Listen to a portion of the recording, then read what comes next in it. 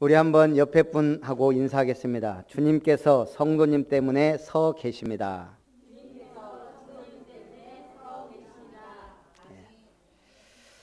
인자가 하나님 우편에 서신 것을 보노라. 자, 스데반 집사는 이름대로 살다간 주의 종입니다. 스데반이란 이름의 뜻은 면류관이란 말입니다. 그는 복음을 전하다가 초대교회 최초의 순교자가 되었습니다. 교회사에 빛나는 면류관이 되어 하나님께 영광을 돌린 것입니다. 우리가 이름하면 점집에서 지은 이름도 있고 장명소에서 지은 이름도 있습니다. 기도하며 받은 이름도 있을 것입니다. 우리 지선아 랩런트는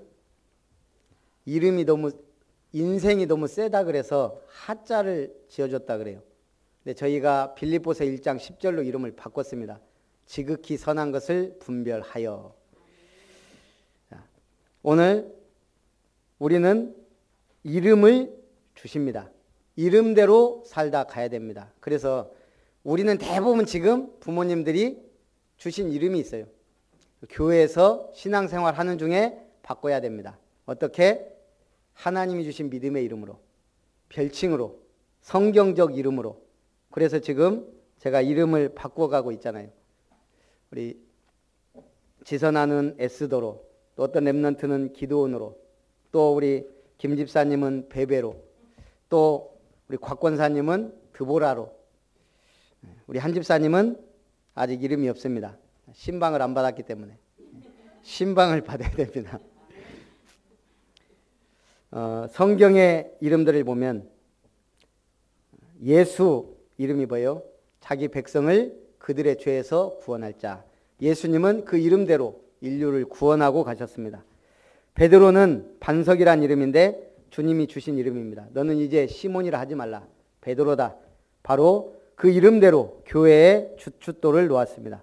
바울이란 이름은 원래 사울이라는 큰 자라는 이름입니다. 근데 주님을 만나고 또 이름을 바꿨습니다. 작은 자. 고린도전서 15장 8절부터 10절에 보면 바울이 고백합니다. 맨 나중에 만삭되지 못하여 난 자 같은 내게도 보이셨느니라. 나는 사도 중에 가장 작은 자라. 나는 하나님의 교회를 박해하였으므로 사도라 칭함받기를 감당하지 못할 자니라. 그러나 내가 나된 것은 하나님의 은혜로 된 것이니 내게 주신 그의 은혜가 헛되지 아니하여 내가 모든 사도보다 더 많이 수고하였으나 내가 한 것이 아니오 오직 나와 함께 하신 하나님의 은혜로라. 신기하게 제 이름은 성경에 있습니다. 근데 신기하게 저희 집사람하고 이름이 같이 있어요. 다니엘 12장 3절입니다. 지혜 있는 자는 궁창의 빛과 같이 빛날 것이요 많은 사람을 옳은 대로 돌아오게 한 자는 별과 같이 영원토록 빛나리라. 오늘 스데반 집사님 하면은 성경 계시록 2장 10절 생각납니다. 네가 죽도록 충성하라. 그리하면 생명의 면류관을 네게 주리라. 여러분들도 성경적 이름으로 바꾸시는 은혜가 있기를 바랍니다. 그럼 첫 번째, 하나님의 조건에 맞는 사람입니다. 우리가 응답받고 축복도 받아야 되지만 내가 하나님의 조건에 맞는 사람으로 가고 있는가, 이것을 점검해야 됩니다. 사도행전 6장 3절에 보면 지난주 말씀이죠. 집사님을 선정하는 데 조건이 있습니다. 성령과 지혜가 충만하여 칭찬받는 사람.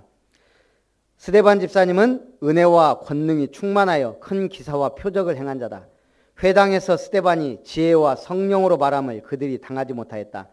한마디로 이 집사님의 선정 조건에 딱 맞는 사람. 그리고 첫 번째 최초의 순교자가 된 사람입니다. 그들이 백성과 장로와 서기관들을 충동시켜 스데반을 잡아 공회에서 거짓 증인들을 세워 모함하였다. 스데반이 성령과 지혜로 충만하게 말을 하니까 많은 사람이 아멘 하고 믿는 게 아니고 오히려 유대인과 지도자들 충동시켜서 그를 모함합니다. 그게 세상입니다. 왜냐? 세상은 거짓 것으로 가득 차 있기 때문에, 사단이 지배하고 있기 때문에 그렇습니다. 공회 중에 앉은 사람들이 스데반을 주목하여 보니 그 얼굴이 천사의 얼굴과 같더라. 우리 천사 본 사람 있습니까? 없지요. 그런데 오늘 스데반이 얼굴이 천사의 얼굴과 같더라. 우리 아름다운 교회 성도님들이 현장에 나가면 어떻게 보여야 돼요? 천사처럼 야 우리 집사님은 천사가 어디 교회 집사님이야 하고 물어볼 정도. 지금 보니까 천사가 몇 명 안 보입니다. 서울대 신입생들이 토복 악몽에 시달린다. 우리 요즘에 대학에 입학하면 과잠이라는 걸 입어요. 대학 잠파라든가 아니면 과 점퍼해서 과잠을 입는데 요즘에 토복이란 걸 입는다는 거예요. 신입생 입학식을 하면서 선배들이 뭐예요? 소개도 하고 하면서 그 자리를 활용회를 만드는데 그 자리에서 입는 바람막이 옷입니다. 왜요? 술 먹고 토하니까 그것을 이제 지저분하지 않기 위해서 미리 입는다는 거예요. 특히 서울대, 의대. 이 토복 문화는 음대 한 학과에서 수년간 신입생들을 상대로 대물림해왔다 그럽니다. 자기소개할 때마다 술을 마셔야 되고 선배의 이름을 모르면 조기컴에 가득 찬 소주를 원샷 해야 되고요. 음주 강요와 신고 문화가 비단 서울대뿐만 아닙니다. 왜 이런 문화가 있어요? 나는 선배고 너는 후배다. 나는 먼저 되고 너는 나중됐다. 이런 문화들이 지금도 있다 이 말입니다. 2006년 이후 10년간 새학기 대학생들이 음주 사망자가 23명에 이릅니다. 적은 숫자가 아니죠. 이런 문화들이 왜 있어요? 서열 문화, 왕따 문화, 갑질이 서울대에서부터 일어난다 이 말이에요. 그럼 지금 이런 문화 속에서 스데반과 같은 천사의 얼굴을 한 사람이 필요하다 이 말입니다. 복음을 전하는데 생명을 걸고 죽음을 두려워하지 않았습니다.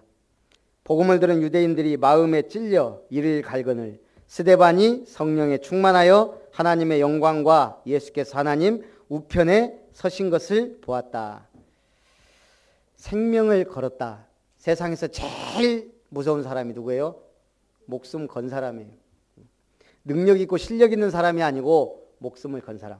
초대교회가 그랬습니다. 유대인들이 스데반을 돌로 칠 때 마지막에 부르짖는 소리가 뭡니까? 주 예수여 내 영혼을 받으시옵소서 하고 주여 이 죄를 저들에게 돌리지 마옵소서 하고 잔이라. 성경은 죽었다 하지 않고 잔이라 그랬습니다. 두 번째, 가장 가치 있는 삶입니다. 우리는 인생이 가장 가치 있게 살기를 원합니다. 제가 우리 렘넌트 예배 때도 말했지만 며칠 전 신문에 나온 기사입니다. 학습인가 학대인가 영유아 선행학습 실태. 영어 테스트 받는 5세 서울 지영어 유치원은 입학 때 영재 판별 검사와 영어 인터뷰로 뽑습니다. 5세 때 영어 인터뷰로 학원에서 뽑아요. 중국어까지 하는 6세 서울시 유치원에선 영어 중국어 수업하고 귀가해야 한국말을 쓰게 합니다. 6세가 영어하고 중국어로 수업을 받고 집에 가서야 한국말. 영재고교 준비하는 7세 서울 유아대상 수학시학원 내부에 영재교육원, 영재학교 자사고 합격자 명단이 걸렸다 그럽니다. 의대보다 돈이 더 든다. 피영어 유치원은 공식적으로 한 달 166만 원을 받습니다. 의대 등록금보다 많습니다. 유치원이. 지금 그런 시대입니다. 그런 속에서 우리가 어떻게 경쟁해서 이길까요? 시작. 그렇지. 복음 파발. 원래는 의인은 믿음으로 말미암아 살리라. 우리는 믿음으로 승부하는 겁니다. 하나님의 관심이 있는 사람은 응답 받을 수밖에 없습니다. 스데반 집사는 복음을 전하다가 유대인들의 돌에 맞아 죽었습니다. 수많은 죽음이 있지만 하나님 보시기에 가장 가치 있는 죽음을 맞이한 겁니다. 우리는 다 죽습니다. 죽음의 가치는 무엇으로 평가합니까? 무엇을 위해 죽느냐, 무엇을 남기느냐입니다. 무엇을 위해 죽느냐? 가치 없는 죽음이 될 수도 있고 면류관 같은 죽음이 될 수도 있습니다. 욕심 부리다가 죽거나 과속이나 신호위반, 중앙선을 침범하다가 사망한다면 가치 있는 죽음은 아닙니다. 사업이 부도났다고 자살하거나 애인이 변심했다고 자살하는 것은 못난 죽음입니다. 그런가 하면 국가와 민족을 위해 죽는 죽음이 있습니다.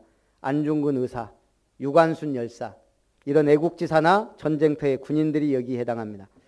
나아가서 자신의 사상이나 이데올로기, 진리라는 것을 위해, 가치를 위해 죽는 사람도 있습니다. 소크라테스가 죽을 때 뭐라 그랬어요? 악법도 법이다. 자신이 생각하는 진리를 위해 죽었습니다. 그러나 스데반 집사님은 세계 역사에서는 유명하지 않지만 하나님 보시기에 가장 가치 있는 죽음, 바로 주님을 위해, 복음을 위해 죽은 것입니다. 영원히 기억될 이름입니다. 최고로 영광스러운 죽음입니다. 스데반은 교회 역사상 최초의 순교자가 되었습니다. 교회사에 영원토록 남는 기념비적 순교자가 된 겁니다. 우리는 그렇게 죽을 수 있나요? 어려울 겁니다. 죽는 것도 아무나 그렇게 죽는 게 아닙니다. 영광스러운 죽음은 하나님의 큰 은혜가 임해야 됩니다. 그럼 우리는 어떻게 살아야 돼요? 그릇도 안 되고 믿음도 안 되는데 바울이 답을 줬습니다. 나는 날마다 죽노라. 자, 날마다 죽는 게 뭐예요? 큰 순교는 하나님의 선택받은 자가 할 수 있습니다. 지금은 순교의 시대도 아닙니다. 그런데 신앙생활은 더 어렵습니다. 왜죠? 너무 타락문화와 흑암문화가 꽉 차 있기 때문에. 이럴 때는요, 날마다 죽노라. 날마다 작은 순교가 이루어져야 됩니다. 수요일이네? 먹는 날이네? 그러면 돼요? 예배 드리러 가는 것, 작은 순교. 주일 예배 드리는 것.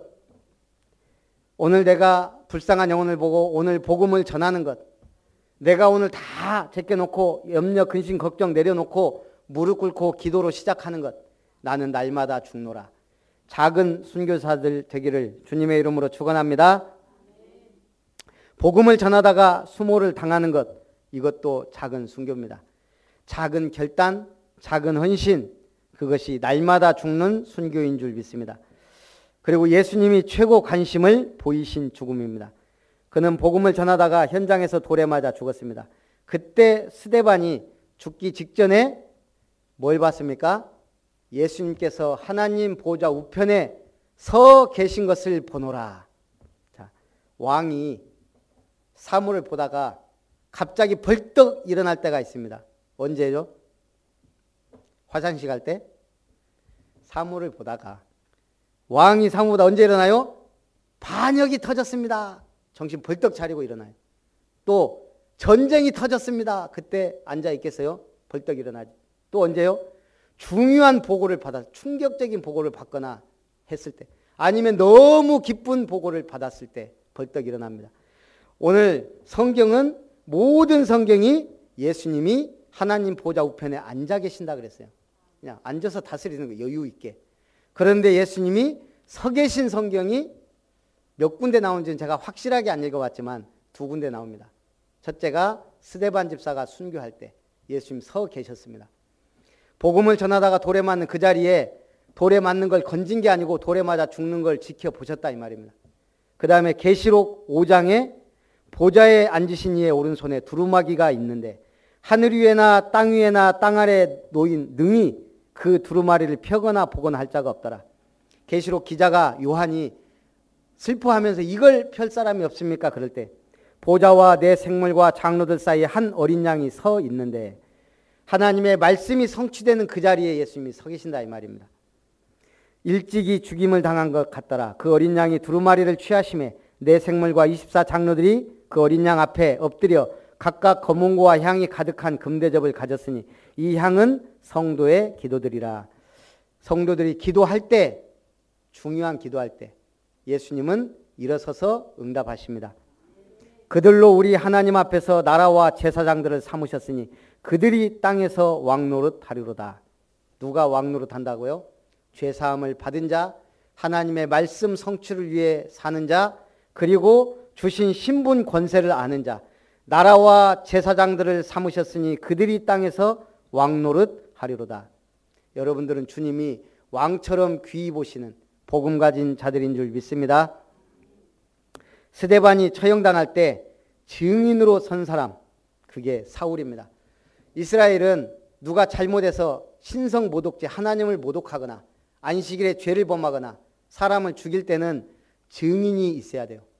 그냥 하는 게 아니고 2-3사람의 증인이 있어야만 확정합니다. 그 증인의 앞에 옷을 벗어줍니다. 이 사람이 이 일에 합당한 증인이다.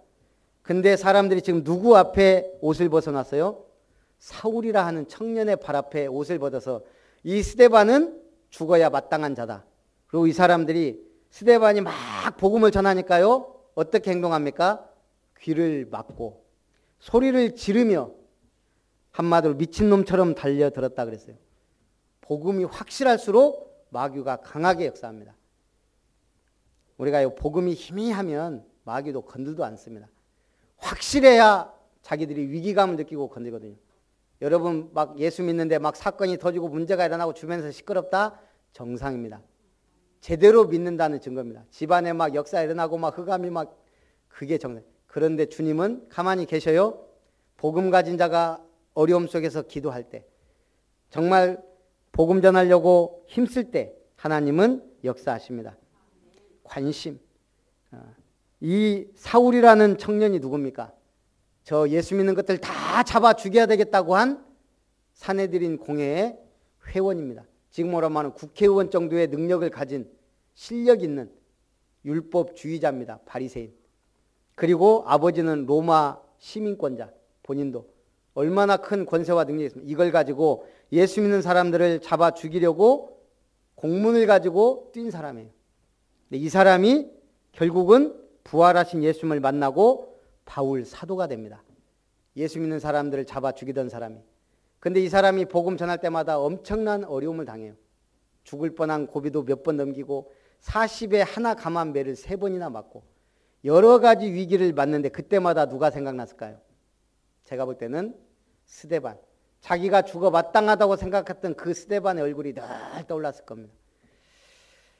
결국은 로마 복음화를 위해 헌신하며 14권의 서신서를 남긴 기독교 역사상 가장 위대한 인물로 평가받는 바울이 스데반 집사가 죽을 때 증인이었다 이 말입니다. 우리가 볼 때는요. 스데반 집사님 오늘 숙제를 하나 내줍니다. 이번 주에 집에 가셔서 꼭 사도행전 7장을 한번 읽어보셔야 돼요. 스데반 집사님이 설교한 내용입니다. 복음 전한 내용. 구약 성경부터 쭉 훑어서요. 얼마나 복음이 확실한지. 이런 분이 한 명 있으면 초대교회가 얼마나 든든히 서겠습니까? 이런 교사 한 명 있으면 얼마나 많은 렘넌트와 후대들이 일어나겠냐고요. 근데 하나님은 한번 딱 메시지 전하고 순교시켜버렸어요. 우리가 볼 때는 참 불합리해요. 하나님이 이렇게 믿음 있고 확실한 사람을 그냥 죽였어요. 실수입니까? 그 자리에 이 사람보다 더 확실한 사울이 있었다는 얘기예요. 당시에는 핍박자였지만 전도자로 바뀌는. 하나님의 일에는 그냥 무계획이 없습니다. 분명한 계획을 가지고 움직이십니다. 나에게 오늘 문제가 있다, 사건이 있다, 어려움이 있다. 그게 전부 발판이 되고 증인이 됩니다. 그래서 결론입니다. 주님의 관심 속에 있어야 합니다. 집사람하고 저희가 거의 뭐 TV를 잘 보는 건 아닌데 어쩌다 한 번씩 보다 보면 하나 좀 재밌게 보는 게 있어요. 미우새라고 있죠. 미운 우리 새끼인가? 그래서 전 다른 건 안 봐요. 김건모 나오는 거. 나이도 비슷하고 반백이 넘은 아들이 꼭 5살짜리처럼 노는 거 이렇게 보면서 이렇게 그 엄마가 또 말을 재밌게 잘해요. 근데 어느 날 보니까 김건모가 집에다가 뭘 박스를 하나 갖다 놨어요. 그게 뭐예요? 소주 냉장고라고. 저 처음 봤어요. 개인 집에 이 사람이 얼마나 소주를 좋아하는지 소주 냉장고를 갖다 놨어요. 근데 엄마한테 안 들키려고 거기다가 프린터라고 딱 써갖고 갖다 놓고. 그 다음부터 소주 냉장고가 불티나게 팔렸다 그럽니다. 국민 가수 아닙니까? 김건모. 근데 가만히 혼자 노는 거 보니까 참 기가 막혀. 그러다가 박수홍이가 집에 수족관을 갖다 놨어요. 지난주에 김건모가 이제 수족관을 갖다 놓더라고. 박수홍이 한 거 보고. 야, 그 엄마가 이제 별짓 가지가지 다 한다. 제가 딱 느낌이 오더라고요. 저 사람이 수족관을 뭐들어 갖다 놓겠냐. 분명히 관상용 아니다. 아니나 다를까 그 수족관에다가 물고기를 쫙 푸는데 뭘 풀어요? 광어, 우럭, 농어, 해삼, 멍게 쫙 그 풀더니 칼을 실컷 갈고요. 그 다음에 쫙 방에다가 야외용 파라솔 그 탁자하고 포장마차에서 쓰는 탁자하고 의자까지 쫙 놓으니까요. 완전히 집이 술집이 딱 된 거예요. 신동엽이가 딱 한번 역시 김건모다. 저희가 보면서요.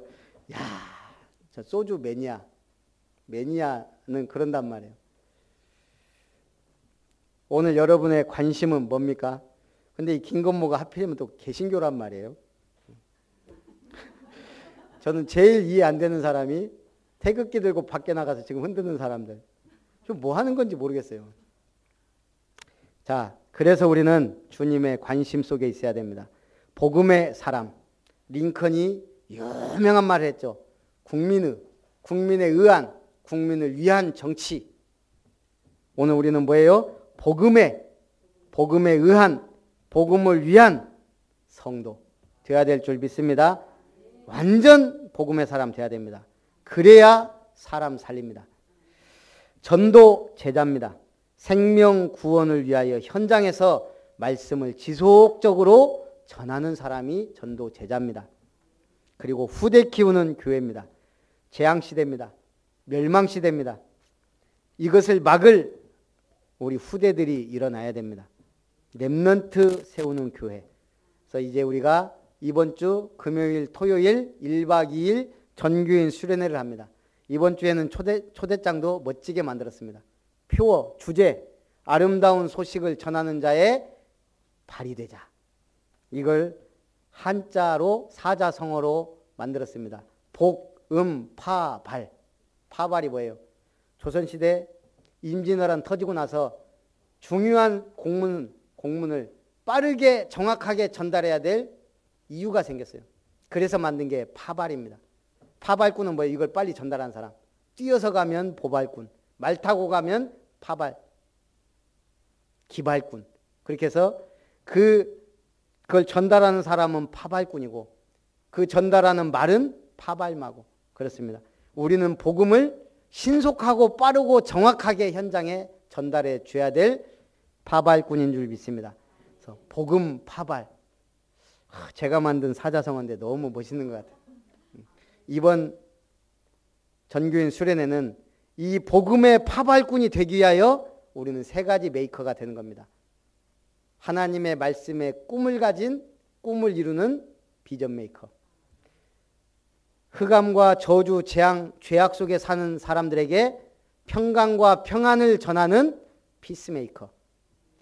인생이 어둡고 헬 지옥에 산다고 생각하는 사람들에게 뭘요? 인생을 변화시키는 체인지 메이커. 그래서 이번에 3강은 이렇게 3개가 나왔습니다. 우리가 다 하나 되고 친교도 하고 말씀도 나누면서 은혜 받는 우리 전교인 수련회가 될 줄 믿습니다. 인자가 하나님 우편에 서신 것을 보노라. 저와 우리 성도님들과 우리 아름다운 교회 때문에 주님이 앉아 계시지 못하고 서 계시는 한 주간이 되기를 주님의 이름으로 축원합니다. 살아계신 하나님, 오늘 스데반이 정확하고 확실한 복음을 전하다가 유대인들의 돌에 맞아 죽었지만 하나님은 이걸 통하여 더욱 크고 놀라운 역사를 이루어 가시는 줄 믿습니다. 우리 아름다운 교회의 중요한 시간표가 되게 하여 주옵소서. 우리 인생의 중요한 전환점들이 되게 하옵소서. 주 예수님의 이름으로 기도하옵나이다.